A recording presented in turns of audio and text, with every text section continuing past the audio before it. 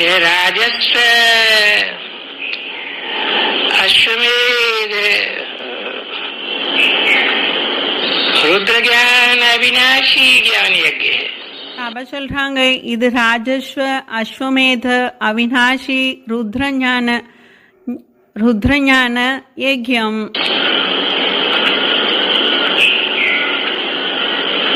इसका केयरटेकर माता तत्व, तुम भी यज्ञ के केयरटेकर हो. அவ சொல்றாங்க எப்படி மாதா இந்த யஜ்யத்தை டேக்கர் செய்யறாங்க இல்லையா, கவனிச்சுக்கிறாங்க இல்லையா, அதே போலதான். அப்படின்னா தத்துவம்னு சொல்றாங்க. தத்துவம்னா அதே போல நீங்க கூட இந்த யஜ்யத்தை டேக்கர் செய்யுங்க, அதான் கவனிச்சுக்கோங்க.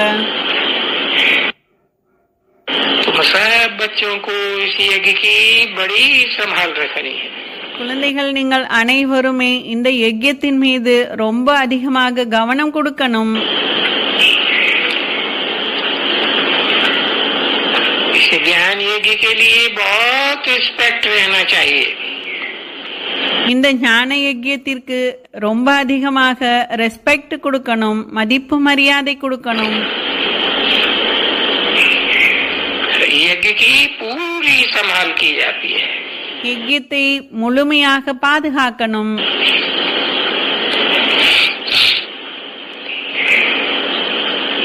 ये है हेड ऑफिस, और भी ब्रांचेस बहुत है. பாபா சொல்றாங்க இது ஒரு பிரான்ச்சஸ் ஆக இருக்கு, இப்படி நிறைய பிரான்ச்சஸ் இருக்கும். मम्मा बाबा तुम बच्चे, तुम सब बच्चे भविष्य हीरे जैसा जीवन बनाए रहे हो. பாபா சொல்றாங்க மம்மா பாபா குழந்தைகள் நீங்கள் அனைவருமே எதிர்காலத்தில் வைரத்திற்கு சமமாக உடையவர்களாக ஆகிறீர்கள். इस यज्ञ के द्वारा இந்த யஜ்யத்தின் மூலமாக. तो ऐसे यज्ञ की कितनी संभाल और इज्जत रखनी चाहिए. அப்ப பாருங்க இந்த யஜ்யத்திற்கு எந்த அளவுக்கு மதிப்பும் மரியாதையும் நாம் கொடுக்கணும், கவனம் கொடுக்கணும். அதுக்கு कितना लव होना चाहिए. மேலும் எந்த அளவுக்கு அன்பு இருக்கணும். ये हमारी मम्मा जगदम्बा का यज्ञ है. இது நம்மளுடைய மம்மா மற்றும் ஜெகதம்பாவனுடைய யஜ்யம். இது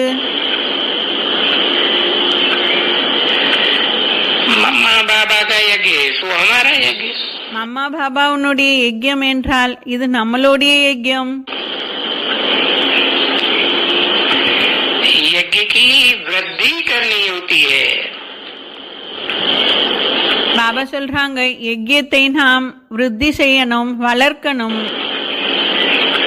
ताकि यज्ञ में आए बहुत बच्चे अपने बाप से वर्षा ले.